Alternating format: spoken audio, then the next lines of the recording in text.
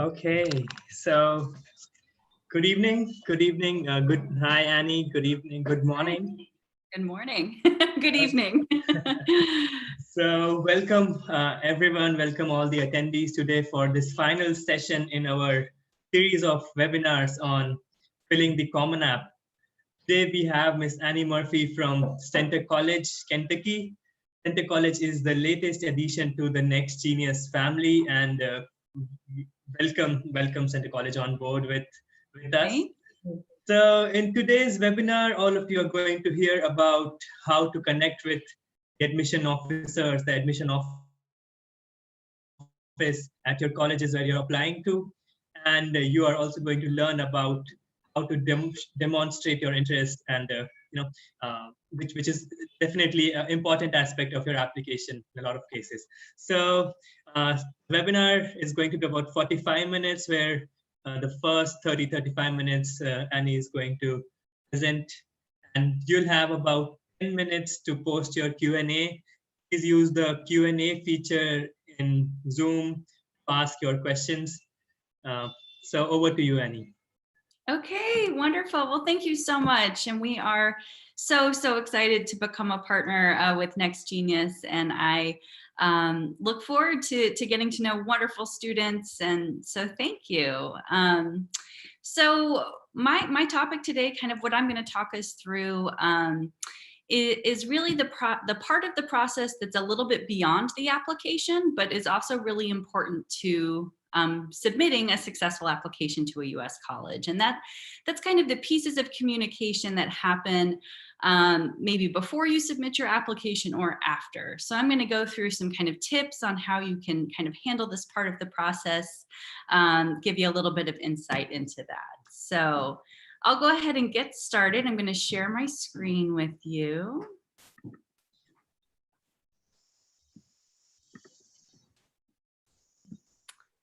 Okay. All right, here we go. So some tips for communicating with admission officers.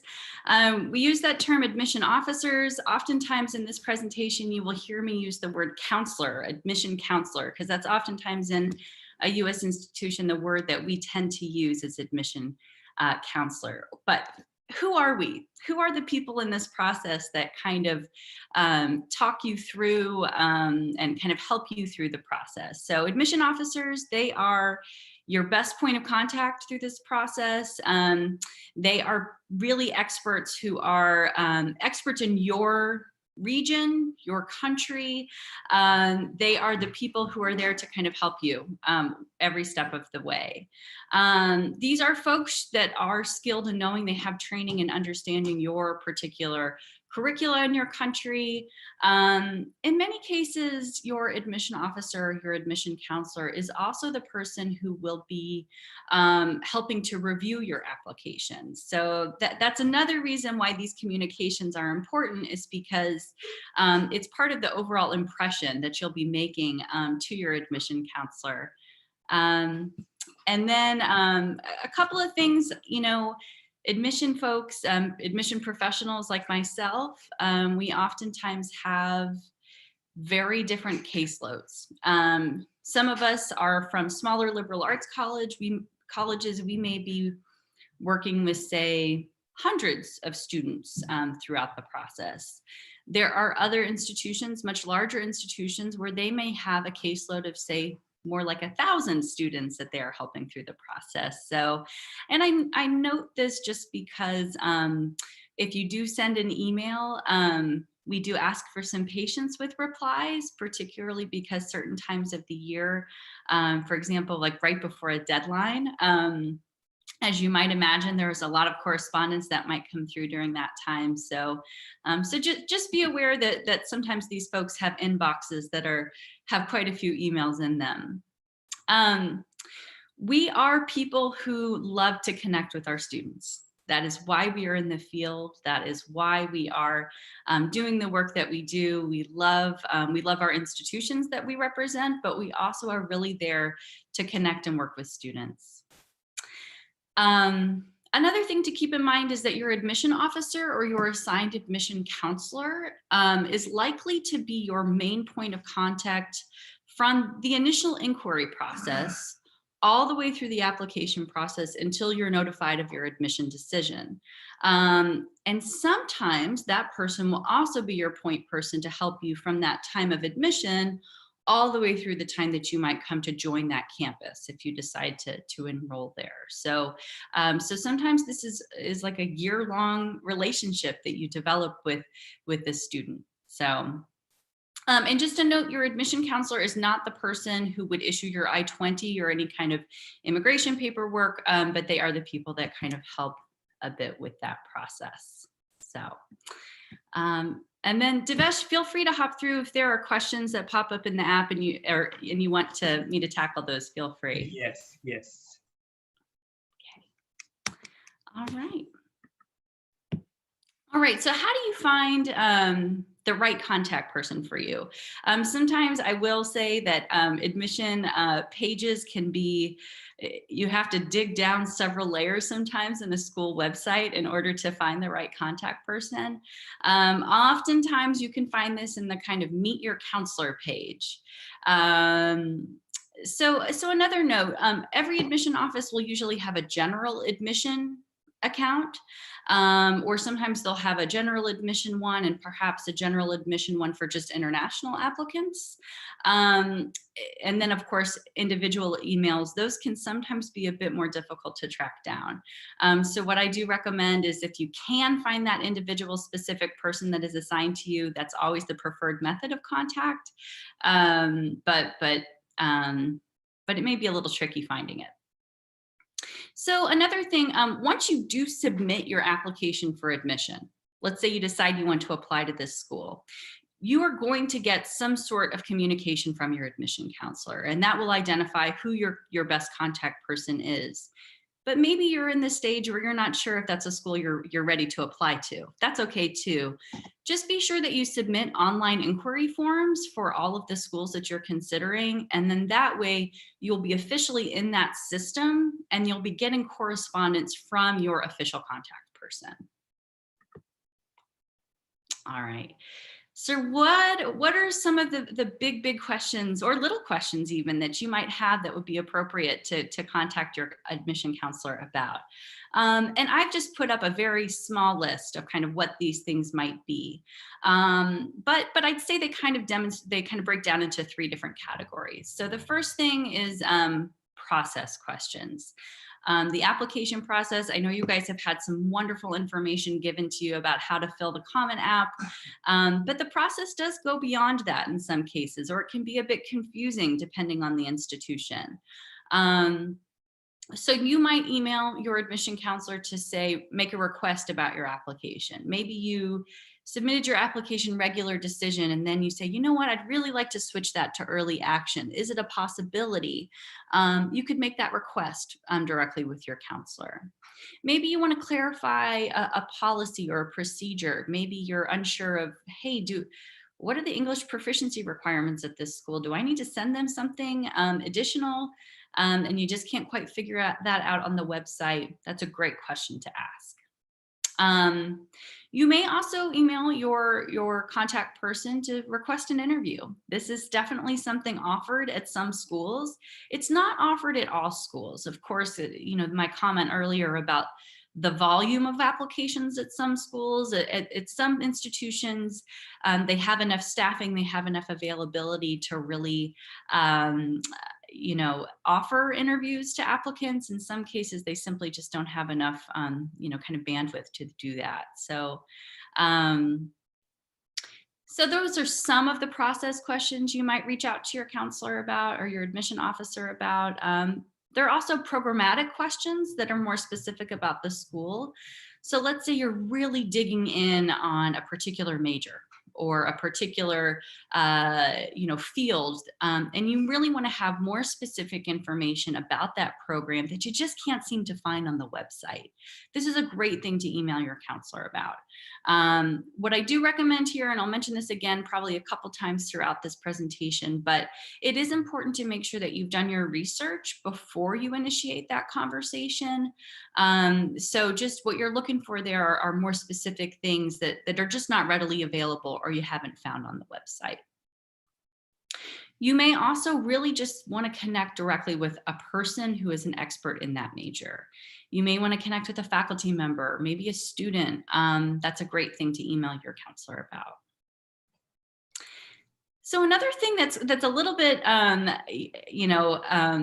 little bit more vague, and I'm going to get into this more specifically, but really, why would you contact them? You might just be really, really excited about that school. And you really want to demonstrate, I am sincerely interested in submitting my application to this school. And you want to kind of introduce yourself, make a connection, a personal connection with your admission counselor. I welcome these types of communications from students. I really, really enjoy getting the opportunity to connect with students in this way. You may also just, you're going to get a lot of emails throughout this process, and some of them most of them will be automated. You submit your application, you get an automated email.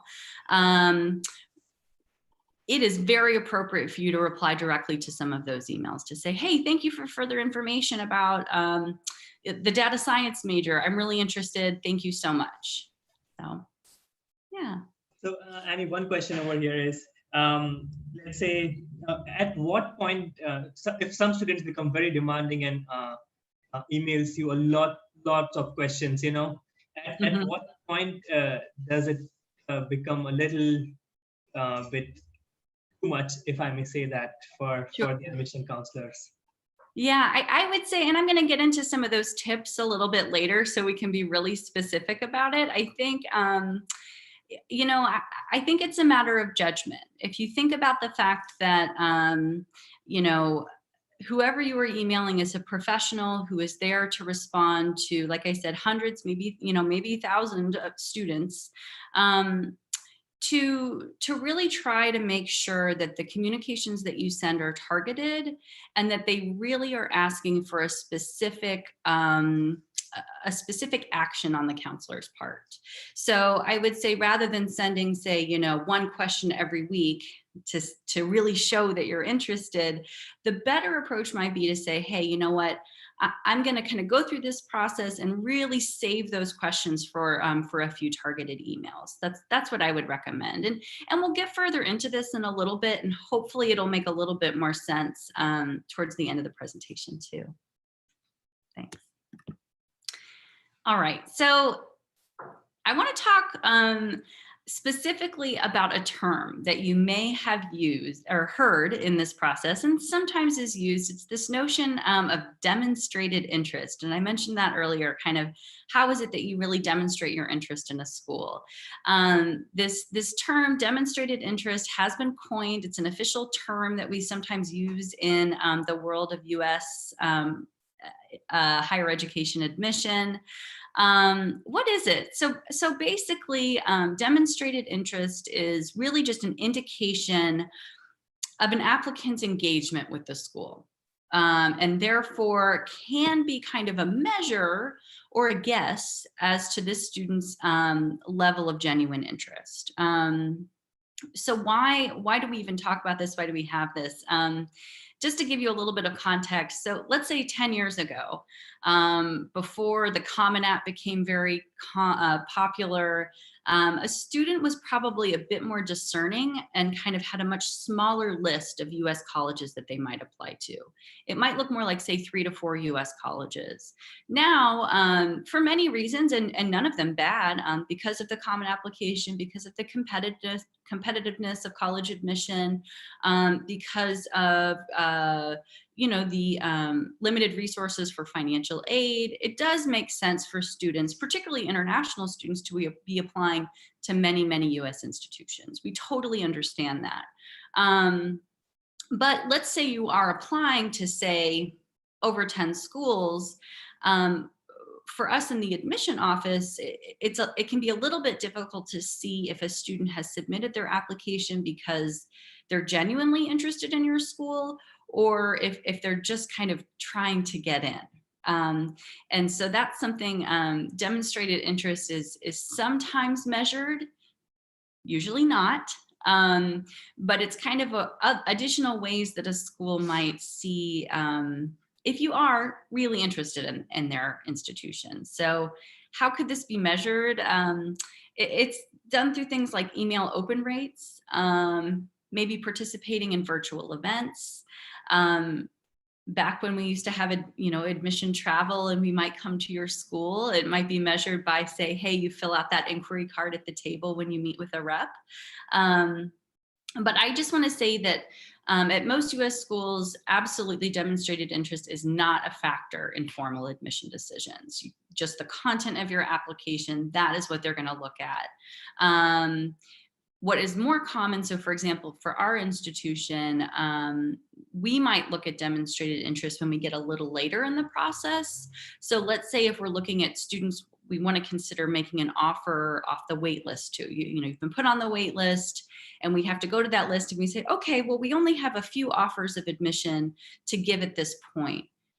We're going to be more interested in giving to those offers to students who we think are going to come to our school, who are going to accept that offer of admission. So that's a little bit kind of how the emails that you send, replying to emails, opening them, that's a little bit how that might factor in that decision, or excuse me, in this this realm. So. All right. So before you contact your admission person, just a couple tips. Have you checked the website first, as you might imagine, but have you, really taken a look at the information rather than asking a question where the answer is very easy to find on your own. Have you logged into your portal? I know that this was a topic that was discussed earlier, and some schools have really helpful admission portals because maybe your question is, hey, have you received my test score, or have you received my transcript? And oftentimes some of those questions can be answered by just logging into your portal and making sure you've got the correct information in front of you. Before you contact, I would also make sure you're using the email that is associated with your account or with your application. And then another note, just I imagine we have some parents who are with us today too. What about parent-initiated communication? Of course, parents are an essential part of this process. I always think that making your school decision is a family decision. It's one where parents need to be comfortable and excited about that institution for their child. That said, in general, communication directly from the student is definitely preferred across admission offices, certainly. It is sometimes appropriate for a parent to initiate conversations, say, for example, what I find is oftentimes when it comes into the financial elements, so financial aid applications, kind of questions about forms like, say the certificate of finance form, things like that, definitely appropriate for parents to initiate that communication. But in general, it's best to have it from the student. All right, so now we're going to dig into some samples here. So, okay, so here is a sample email. Okay, hello is our subject line. Dear Sir, Madam, I am interested in applying to your school. Does your school provide financial aid and scholarships? Could you also tell me more about your academic programs? Thanks, student, say first name. And I write this email, this is a kind of a sample email, but this is based on hundreds of examples of things that I might have in my inbox. And while kind of on the surface, there is nothing wrong with this email, there are many ways that it can be improved so that you can actually make the impression that you'd like to make with your admission counselor and also get the information that really you're looking for. So if you can kind of think of that sample one, then we're going to head into sample two. So. All right, so this looks a little different here. So if you check out our subject line, request for information, economics and finance major, much more specific. That's much more specific than say hello, as our last email was. In this email, you can see that the writer did address me personally. So they actually did identify who I was, identified me in a formal way. I'm also okay with first names. Annie, I love being called by my first name. That's fine too. Every institution's a little bit different. So I would just do however you might address your own teacher. That's how probably I would address the email. So, and we can look a little bit at this email. So I am interested in applying to Center College. So this is not an email that was copied and pasted and sent to say 20 different schools at once. This was written specifically for my institution. I've learned some information about scholarships at your school. I understand that there is not a separate application for general scholarships, but I do intend to apply separately for the Lincoln Scholars Program. It offers wonderful opportunities for students. So what this student has shown me is that they've really taken a close look at our institution, and that they are also specifically attracted to a certain program at my school. So that's great. And that gives me opportunities to kind of provide specific information. And then I know also, hey, this is a student that I'm going to be hearing from with this other scholarship program too. So, and then we get into this question. I reviewed information about your economics and finance major. Could you direct me to a list of courses that are offered in the program? I'm also interested in connecting with a current student in the major. Would this be possible? So you can see that this student has identified specific actions. I would like a list of courses. I'd love to connect with the student. These things are incredibly appropriate. We get lots of requests for these because honestly, it can be a little difficult to identify courses on the website. And of course, connecting with a current student is something that only I can help you with typically. So we have a nice, polite, you know, I appreciate your time and assistance sincerely. And then something really important here is that the student has given really specific information so I can identify who they are. Oftentimes your email may have nothing to do with your actual name. Maybe it's a series of numbers, or it might just say College App 2020, you know, something like that. Be sure that you're identifying your full name, your school. It is also helpful to have your city and country too listed on that application or listed on that email. And if you have already applied to the school, you're going to be issued a Common App ID number, and that's also important to include. Why is that important? It helps the counselor give context. It helps us to also track that you are interested in the Lincoln Scholars Program, the economics major. All of those things are helpful identifiers. And then you can see what I put here in number 5, try not to pile up too many questions. So the idea, again, sometimes I will get a list of, say, 10 questions in an email. And it's difficult for me to identify really, is this a student who just has many, many questions that are specific, or have they really taken the time to review information that's on the website? Just, be mindful of the fact that the person who is replying to your email, ideally they can reply to your email in say a few minutes, but if you're asking them to kind of go on a scavenger hunt and just provide you with, say 20 separate hyperlinks that take you to different pages of the website, you're probably not going to get as great of a response. Yeah. All right, so beyond email, it's not just email, although that is particularly for international students, the most common way that you're going to receive correspondence. But also WhatsApp is becoming increasingly popular.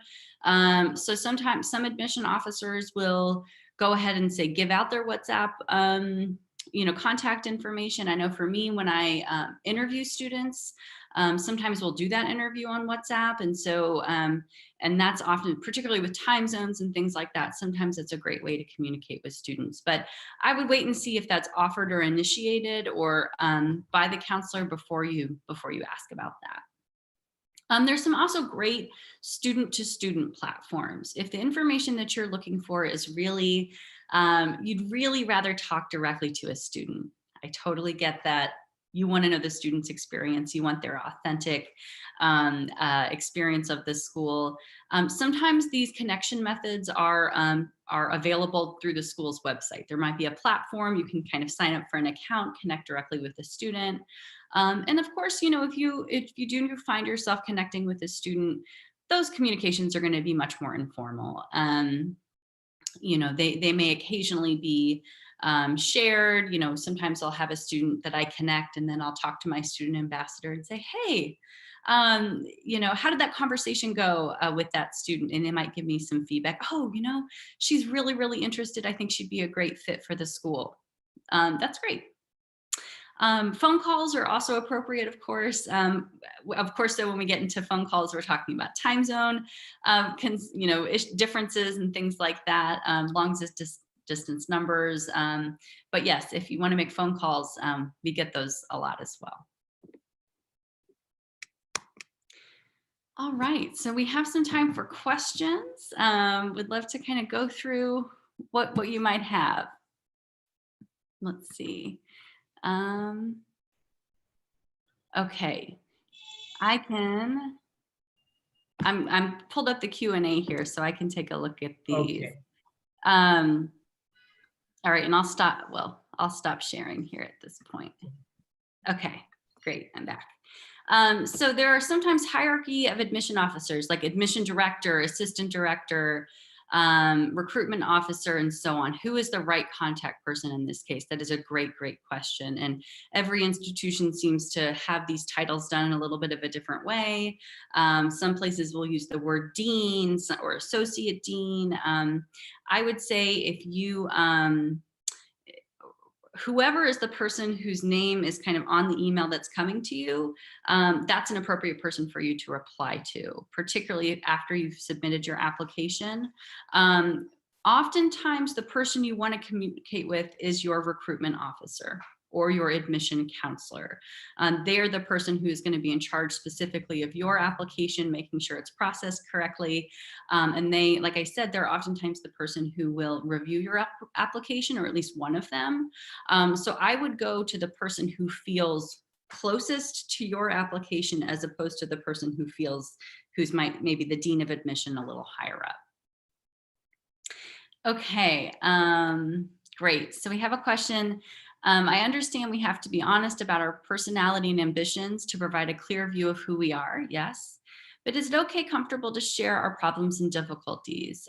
Is it okay to be vulnerable? Can it affect our chances? This is a wonderful question. So being your authentic person is very important, especially I'm thinking about all the students who will be submitting applications over this next cycle, where you have had a lot of real difficulties. Your school years have been disrupted. It's been a really challenging time.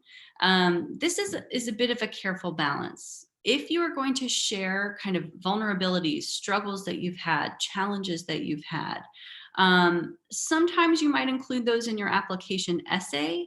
But if you're trying to initiate communication with a counselor and say, you know what, the reason I don't have this in yet is because X or Y or Z has happened, and that issue is challenging for you, it is okay to be honest about that. What I think is really important, though, is that you don't want to sound like a victim in some cases. Like, you don't want to say, well, this hasn't happened, and pin it on someone else. You also want to make sure you're kind of taking care of yourself. So again, yeah, it's definitely okay. Please be vulnerable, be honest about your challenges, but make sure that you're doing it in a way that is respectful to yourself too. What is the perfect time of the day to call the admission counselor, keeping in mind the time difference? That's a great question. So typically, admission officers, our hours are usually, say, 9 to 5 p.m. our local time. Now, of course, you may be applying, and the US has several time zones as well. I know I use, on my iPhone, I use the time zone feature. I kind of use the different world clock often, just to try to help me manage time zones. But typically, like I said, 9 to 5. Many counselors, due to coronavirus right now and quarantine, are working from home. So those time windows might feel a little bit stretched. But yeah, you can definitely, I'd say 9 to 5 is a good time, whatever the local time is. All right. Okay. I'm a high school junior, IB, first year. Great. Excellent. Could I send an email to get details about enrollment in summer online programs, college credit bearing courses that are not readily available in the websites? Yes, absolutely.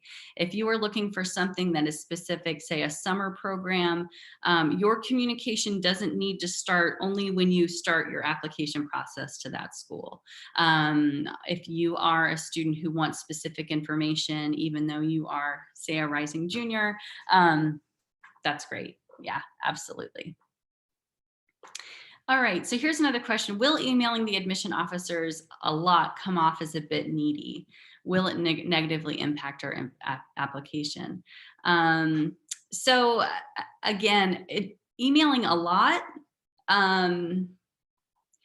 may come off poorly. The idea is that typically most of the information that you need in order to successfully go through the application process should be readily available to you.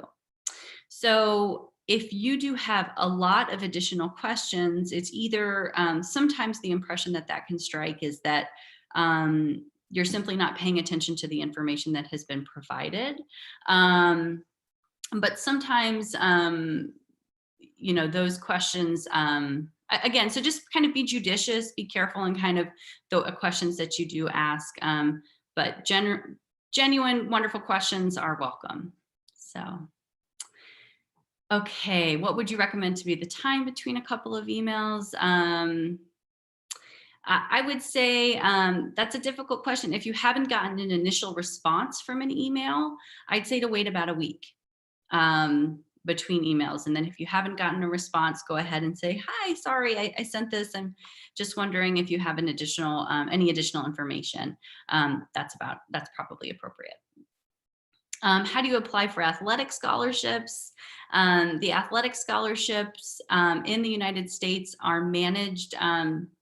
So if you were applying for a scholarship, that means you were applying to a school that is associated with the NCAA, the National College Athletic Association. And these, the Athletic Association in the United States is split into divisions. Division 1, so those are your big schools, universities that have lots of students and really, really strong athletic programs. Division 2 tend to be a bit smaller, and then Division 3 schools. So for example, we are a Division 3 school. We have incredible sports teams, a real emphasis on athletics, but because of our division, we don't provide scholarships specifically for athletics. If you are interested in applying for athletic scholarships, you need to visit the NCAA website, the National College Athletic Association, and take a close look at that information, because you have to be registered with them and also fulfill certain graduation requirements, things like that. So I would explore it through their website. If you get a lower final score than your predicted grade, does the university cancel your admission? That is a question, that's a great question. And the answer would depend on the institution. It would also depend on how much lower that final score is from your predicted score. So if you find yourself in that situation where your final score is a lot lower than the predicted, just be honest, contact your counselor and see what they have to say about that. All right. I don't know, what was that? Welcome back. Glad to have you. Well, great. Those are some wonderful questions. I really appreciate it. Thank you for staying engaged. I hope this helped, because I know that there are a lot of questions. There can be some nervousness about how to, make a great impression with your admission counselor. So hopefully this helped. We have a couple more coming in, a couple more questions here. Oh, there we go. Okay. Are talent scholarships for 4 years? Typically scholarships, all scholarships will be for 4 years. depending on you fulfilling the requirements. There might be a GPA requirement. There may be a participation requirement. For example, I know we have a performing arts scholarship. In order to maintain it, you have to maintain participation in different arts programs. So typically they are for 4 years. You can find that out when you receive your official kind of financial aid or scholarship package. They should be very, very clear about whether or not that scholarship is for 4 years. Sometimes though, schools do add a little kind of bonus for just your first year. And so that's something that should be made clear, but typically 4 years. And then, okay, so what if you are sure that you'll get higher than your predicted grades? Well, good for you. That's great if that's the case. And again, just be in touch with your admission counselor because depending on what type of institution you're applying to, you know, we can only use the information that we have in front of us when we receive your application. So that's what we have to work with. So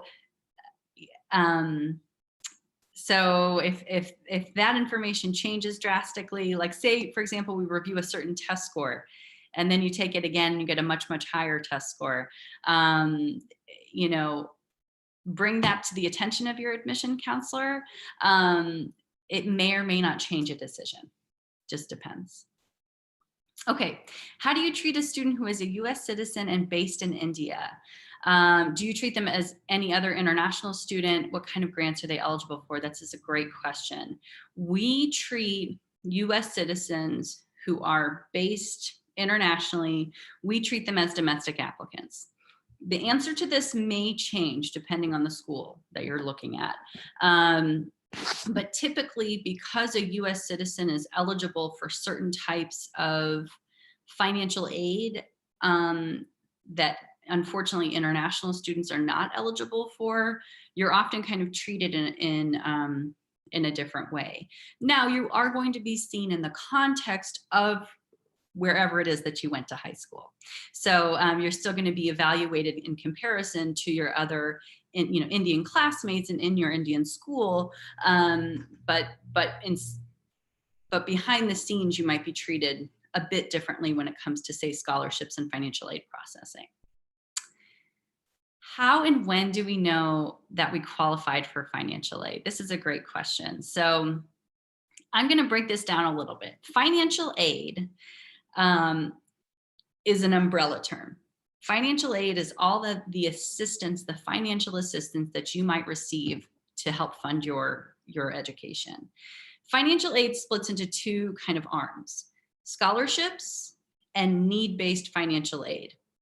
So these are kind of two things. Scholarships are merit scholarships. You earn them because of your academics, because of your talents, your contributions. Need-based financial aid, you can only qualify for by submitting certain documents.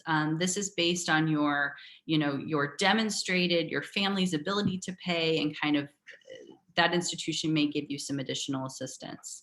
Typically, you find out about that after admission. Usually, let's say they want to admit you to the school. They send you your admission decision, typically say anywhere between, say, 3 and 8 weeks later, your entire financial aid package will be available to you. And then you have the opportunity to discuss what that package looks like with your family, see if the school is actually going to be affordable. And that is often the biggest point of concern in this process, which is absolutely understandable. That's the reality, that US institutions are very expensive.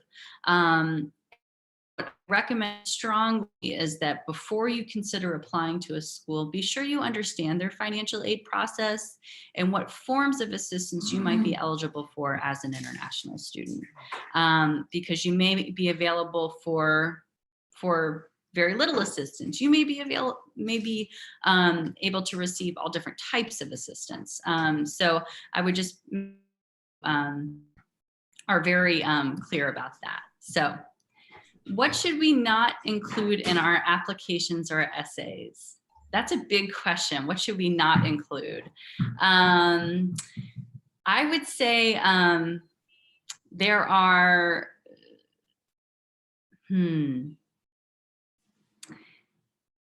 You should tell what is important to your story.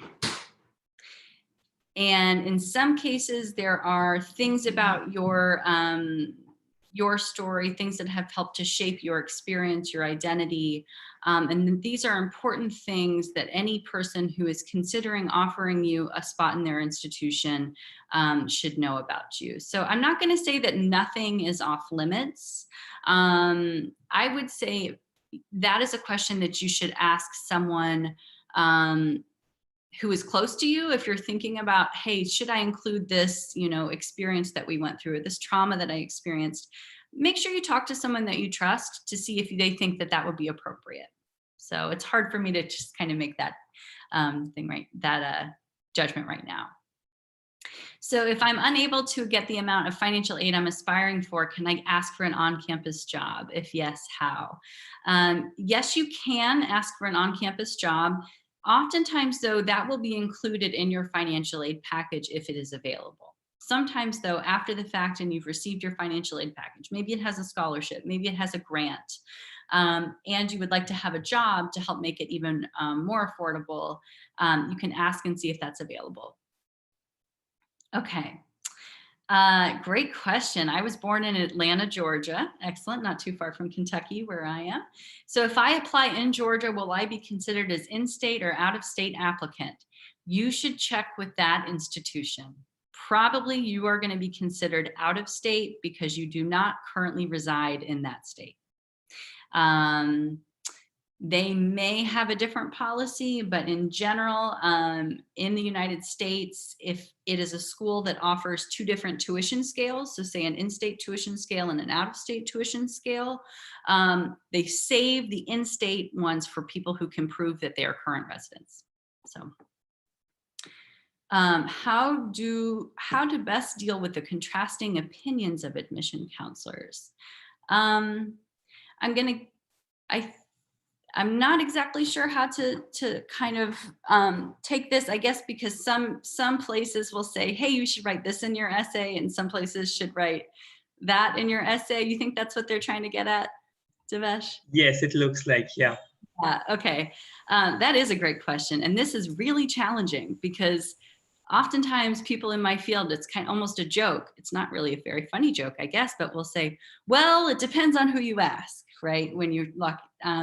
So I would say you should, that's why it's really great to get to know the school you're applying to. Because if you can get a sense of, what information is really out there about that school, what is their kind of approach, that's going to be the best answer. Is this a school that seems to be much more formal? Do they seem to be much more informal?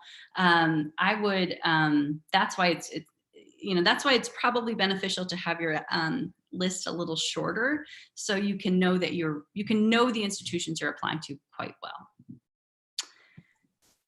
Can a person holding a visa get an on-campus job? In general, yes. You can, according to US student visa laws, a student who does hold a student visa can work on campus, but they can only work on campus.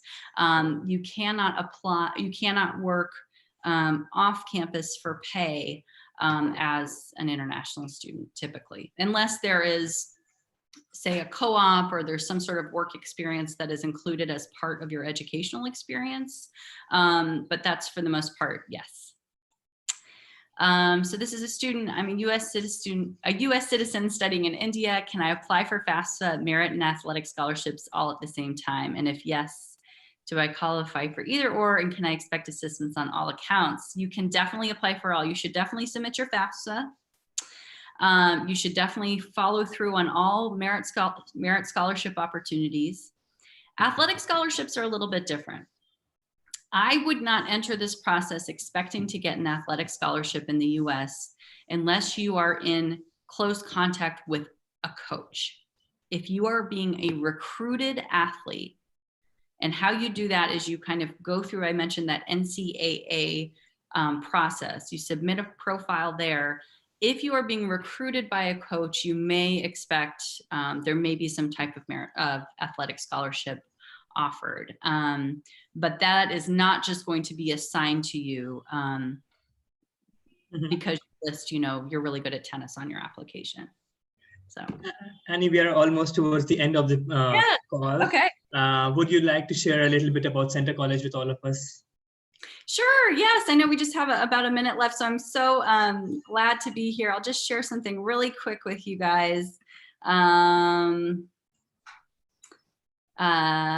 Excuse me.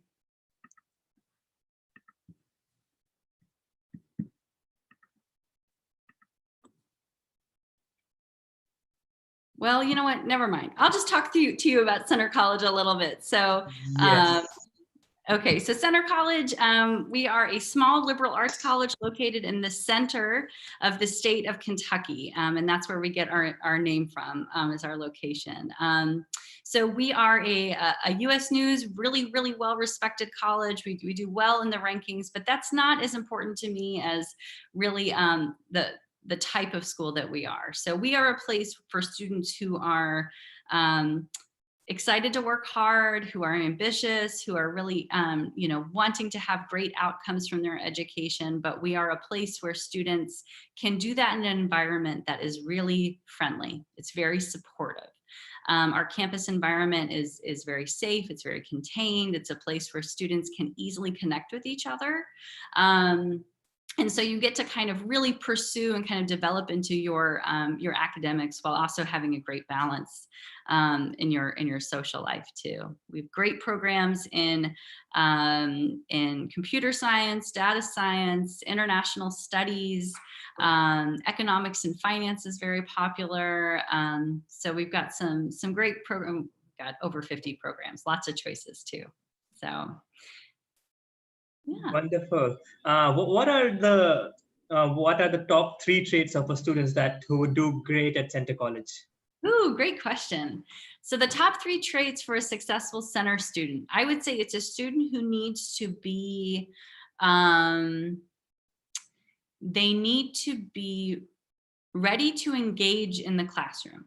So what does that mean? It doesn't mean you have to be the loudest person in the classroom, but a student who really is excited about learning, who is excited to connect with other people and have those great conversations about ideas and what you're learning. So I'd say that's definitely an essential trait.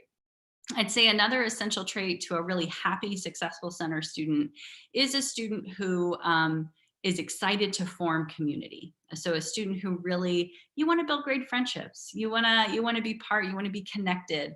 That's definitely a theme I see in our students.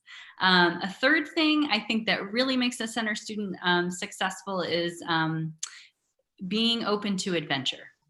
Center has one of the top ranked study abroad programs in the country, in the US. Now, of course, if you're coming from India and you're coming to the US, you'd already be studying abroad, but most of our students will also study somewhere else in the world. So that's kind of a theme that we have. So if you consider yourself globally minded, if you consider yourself kind of an adventurer, we are a great match for that.